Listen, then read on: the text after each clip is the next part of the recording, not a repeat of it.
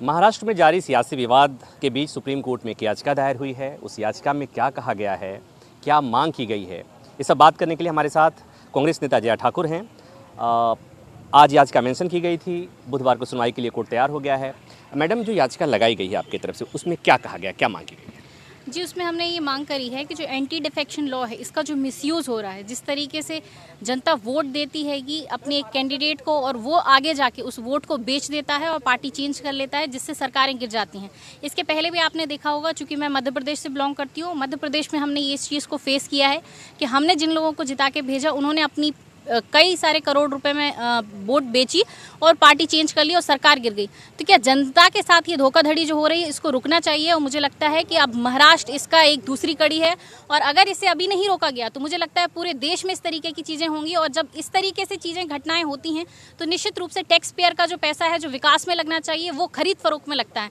तो इसको रोकना चाहिए, और इससे पूरा सिस्टम कोलैप्स हो जाता है। तो फिर जब 2.5 साल के बाद जब सरकार गिरती है या 2 साल के बाद गिरती है, तो उसके बाद फिर न्यू स्ट्रक्चर चेंज होने में और बनने में समय लगता है, और वो जो समय और पैसा विकास में लगना चाहिए, वो इन चीज़ों में वेस्ट होता है। तो इसकी बहुत आवश्यक है कि सुप्रीम कोर्ट इस चीज़ को रोक लगाए, और चूंकि सिर्फ सुप्रीम कोर्ट इसमें रोक लगा सकता है, इस वजह से हमने सुप्रीम कोर्ट का दरवाज़ा खटखटाया है, और सरकार, सुप्रीम कोर्ट ने इस चीज़ को समझा भी है, तभी इसके एक्सेप्ट किया है और वेडनेसडे का हमें टाइम दिया है। ठीक है, तो इसको रोकने के लिए आपके तरफ से याचिका में कुछ सजेस्ट किया गया है कि ऐसे क्या प्रावधान किए जाने चाहिए जिससे ये एंटी डिफेक्शन रुके?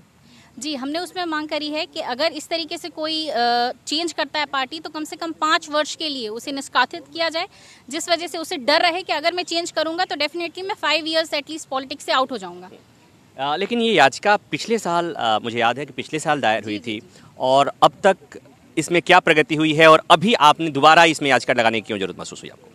जी देखिए, ये मैंने पहली बार तब लगाई थी जब मध्य प्रदेश में हमारे साथ ऐसा हुआ था। कमलनाथ जी की सरकार हमने बड़ी मेहनत से बनाई थी, और उसके बाद जब खरीद फरोख्त हुई विधायकों की और सरकार गिरी, और फिर उसके बाद कांग्रेस की सरकार गई, तब मैंने इस चीज़ की ज़रूरत समझी, और उसी टाइम से हमने लगाई थी। चूँकि कोर्ट अपने अकॉर्डिंग काम करता है, तो उसमें निश्चित रूप से एक समय सीमा होती है और नेक्स्ट डेट हमारे लिए मिलती है। उसके बाद मैंने उसमें अगेन पिटीशन में एक एप्लीकेशन मूव करी है इस महाराष्ट्र के मुद्दे को देखते हुए, क्योंकि मुझे लगता है कि इसमें कोर्ट को समझना चाहिए कि कितनी ज़्यादा आवश्यकता है इसको सुनने की और इस पर कुछ रूल्स रेगुलेशन बनाने की। जया ठाकुर के वकील वरुण हमारे साथ हैं। क्या कह रहे हैं आप? हाँ सर, इसमें नोटिस हुआ था, चीफ जस्टिस साहब ने नोटिस किया था जनवरी 2021 में।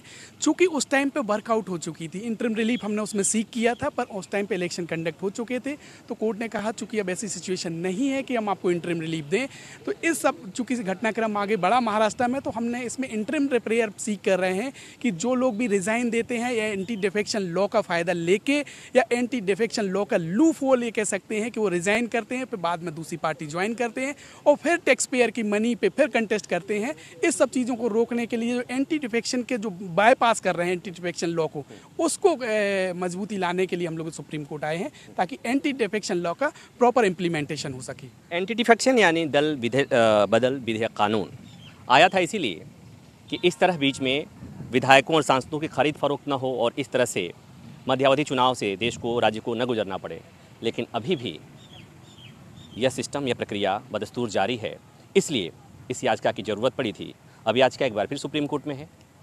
उम्मीद की जानी चाहिए कि सुप्रीम कोर्ट इस बार कुछ ऐसा करेगा कि ये विधायकों और सांसदों की खरीद फरोख्त, घोड़ों की खरीद फरोख्त के जैसे जैसे आजकल हो रहा है, इस पर विराम रहेगा। कैमरामैन सुनील के साथ प्रभाकर मिश्रा, न्यूज़ 24 दिल्ली।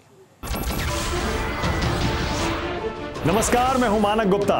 अगर आपको हमारा ये वीडियो पसंद आया हो तो इसे लाइक और शेयर जरूर करें, और हाँ, हमें सब्सक्राइब और फॉलो करना ना भूलें, ताकि आप देश और दुनिया की कोई खबर मिस ना करें। तो जुड़े रहिए हमारे साथ और देखते रहिए न्यूज़ 24।